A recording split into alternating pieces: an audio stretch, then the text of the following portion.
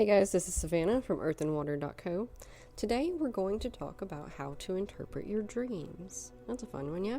So there are endless places online that you can find interpretations and meanings, like a red bird means this, or a blue bird means that, or an alligator means this. And you know what? I'm going to tell you that it's all crap, because it kind of is. It also is not. It just depends on you, because your dreams are trying to communicate with you specifically, which means that their meanings are going to mean whatever they mean to you. If a red bird means this to that person, but you had a grandmother who just adored red birds, and she had red bird everything in her house, then you know what? Maybe it don't mean what they think it means. Maybe it means something about your grandmother to you, you know? So that's what I kind of want you to take and run with. It means whatever you feel like it means. Ta-da, end of podcast episode.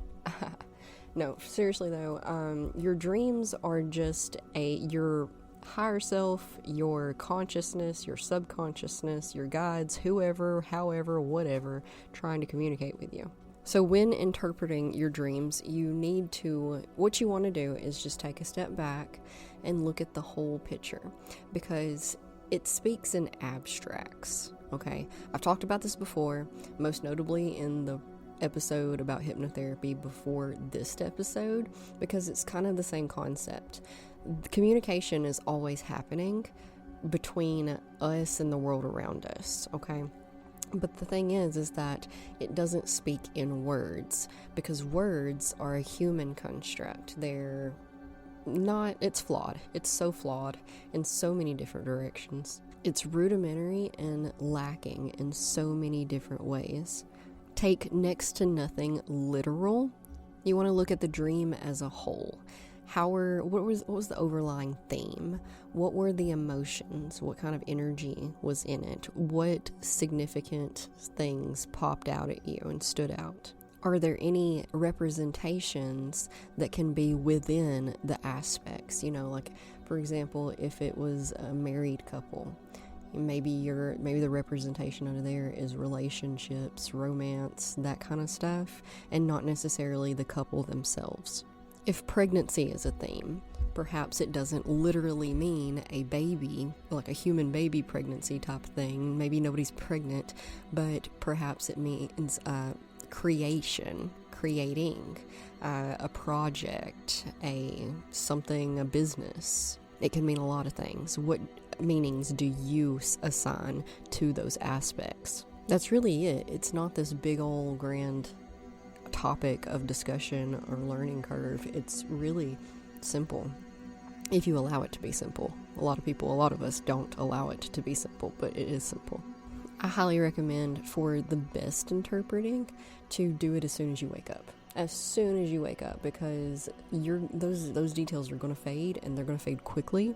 So if you can, the best practice is to write them down. Just like, you don't have to completely write the story word for word verbatim, but you can just do bullet points, this, that, just things that stood out to you. That way it doesn't fade, and you have the information to look back upon and think on and meditate on, because that's really what you need to be doing with that, to figure them out. There is this whole thing that I've come across it at least twice, and it's the same concept, where people are trying to tell us about how I don't even know how to explain this over words, because they drew a chart, and in their chart it was a circle, and the circle represented your entire life, and then the dot in the center of the circle was what you can perceive about your entire life right now in any given moment. But since time is an illusion and everything's happening all at once, then all aspects of the circle are available to be seen or known about. Actually, I think the circle, the little dot in the center of the circle, was maybe source energy or something. I don't know. I didn't study this. I just saw somebody who did it twice, or a couple of people actually, who had the same chart and the same information. I was like, this is interesting, and I like it, and I'm vibing with it, and I'm feeling it and everything.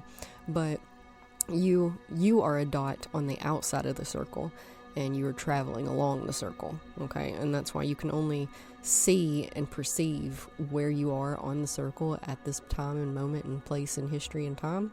But when we dream, it kind of opens up the floodgates, and we're able to perceive other places and points on the circle, which is how you get prophetic dreams, which I can attest to is definitely a thing. I've done it.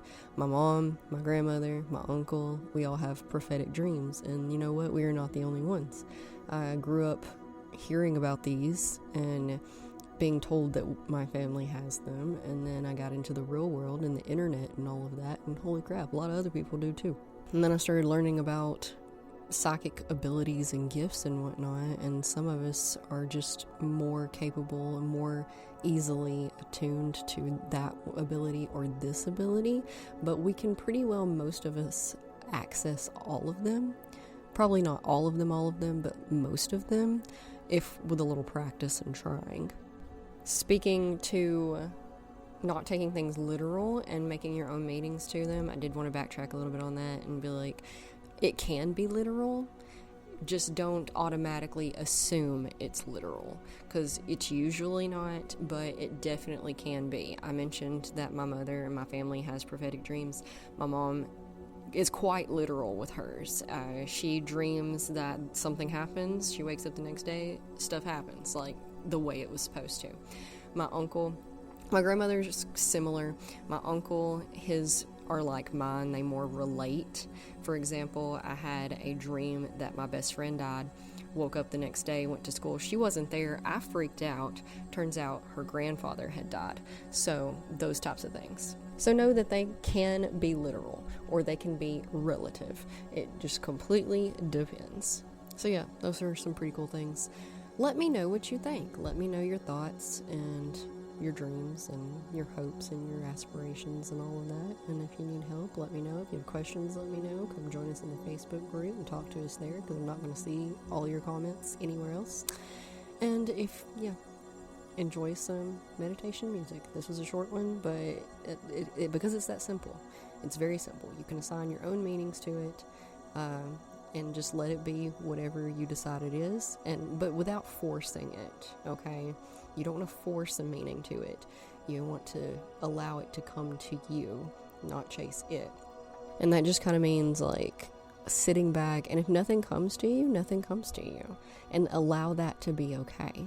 But just keep asking the question, what does that mean? What does that mean? And eventually it will click, okay? Some kind of something will just pop in your head, and you'll be like, oh, maybe that's what that meant. And sure, run with it. That's what that meant. But this is just kind of a fun exercise type thing to follow, But alright, relax your face and shoulders, take a deep breath, enjoy some meditation music, and ponder your dreams. Namaste.